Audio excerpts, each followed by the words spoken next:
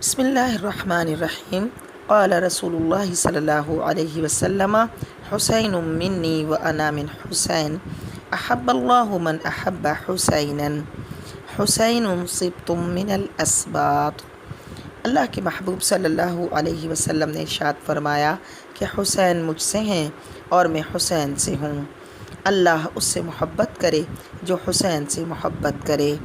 حسین اسباط میں سے ایک سبط ہیں۔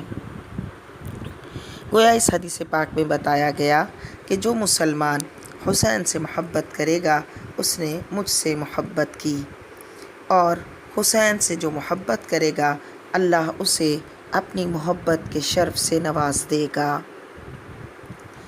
یہ بھی بتایا گیا کہ حسین سبط من الاسباط، کہ حسین اسباط میں سے ایک سبط ہیں۔ سبط اولاد کی اولاد، اس کا اطلاق اکثر نواسوں پر ہوتا ہے، جیسے حفید کا اطلاق پوتوں پر۔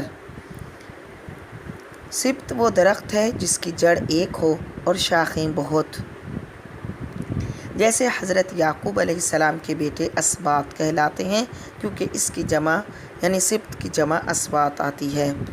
تو ان سے حضرت یعقوب علیہ السلام کی نسل شریف بہت چلی۔ اللہ فرماتا ہے وَقَطَّعْنَاهُمْ اثْنَتَيْ عَشَرَ أَسْبَاطًا أُمَمًا، اور ہم نے انہیں بانٹ دیا 12 قبیلے گروہ در گروہ۔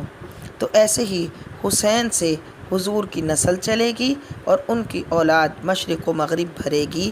یہی وجہ ہے کہ حسینی سید تعداد میں بہت زیادہ ہیں۔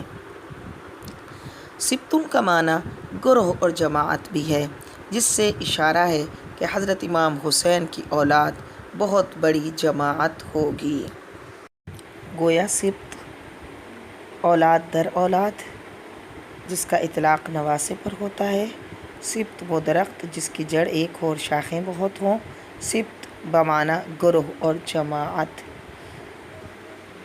حسین ہی وہ سبط ہیں یعنی اپنے نانا کے وہ نواسے ہیں کہ جن سے ان کے نانا کی نسل چلی۔